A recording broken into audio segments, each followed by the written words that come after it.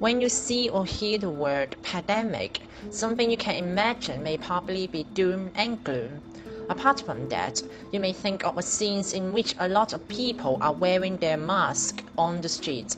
Having a conceivable picture of how face masks can be an indispensable part of our life under a pandemic like COVID-19, it is vital for us to wear a mask of higher effectiveness.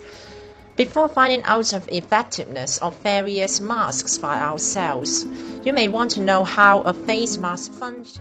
According to the journal Travel Medicine and Infectious Disease, a medical face mask prevents the transmission of airborne pathogens by its tangible layers of sheaths, which can serve as some screens blocking the virus outside from entering your respiratory tract. As a result, we will have a lower risk of getting infected by a virus carrier when you have no contact with the droplets coming from the carrier and containing the pathogens. If a face mask protects us from the airborne pathogens, it may be acceptable for us to wear any kinds of mask casually, since they should have an equal degree of protection under standard production process. However, is this hypothesis true? If not, which type of mask is the most effective one?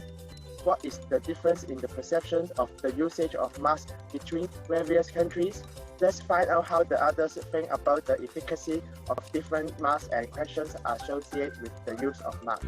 To collect their ideas, we have conducted a couple of interviews and an online survey. In the interview part, we have invited some students to answer two questions. Question 1. Which type of masks are the most effective one? Which are the worst one? I use surgical masks the most. The price is relatively cheaper than other high-graded masks. Surgical masks still can stop 80 to 90% of transmission of different viruses. I think face shields is not very useful because the primary use of face shields is to protect the wearer from contacting viral particles through the mucous membrane in the eye. For the online survey, we have set some extra questions for our participants to answer. The results are shown as follows. We have inquired about the reason why they would like to wear a mask, the duration for them to use a non-reusable mask, and if they would reuse a mask, etc. At this moment, we are sure that you have generated some brief understanding about the background information with respect to the face mask. Now, we're going to conduct an experiment called Bow Out of Fire to assess the effectiveness of different face masks and other possible substitutes.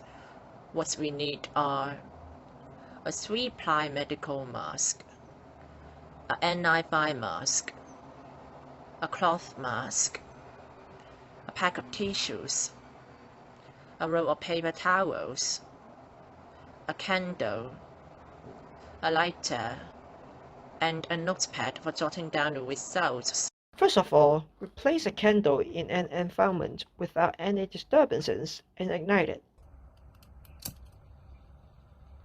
Next, one of our crew members is asked to have his mouth covered by the 3-ply medical mask.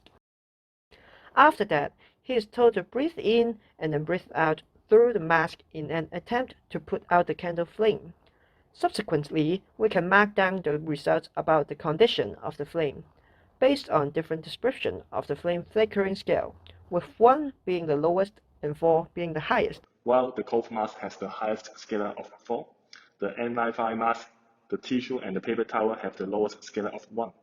The 3-ply medical mask, which is commonly used by the general public, has a middle scale around 2 to 3. We can discover that only the air passing through the cloth mask can blow out the film. This indicates its high permeability to air, which causes the disappearance of the film. On the other hand, the N95 mask, the tissue, and the paper towel can keep the film bright.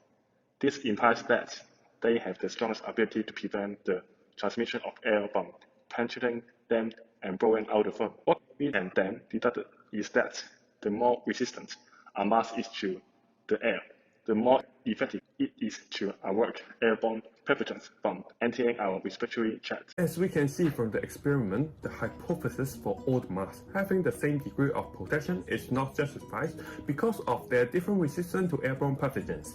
The N95 mask may probably be the most effective face mask apart from the tissues and the paper towel, which can be some alternative to the medical face mask if we can handle it properly and turn them into face masks. Despite the fact that choosing a more effective mask can help alleviate the spread of pathogens, it is also necessary for us to use a mask correctly.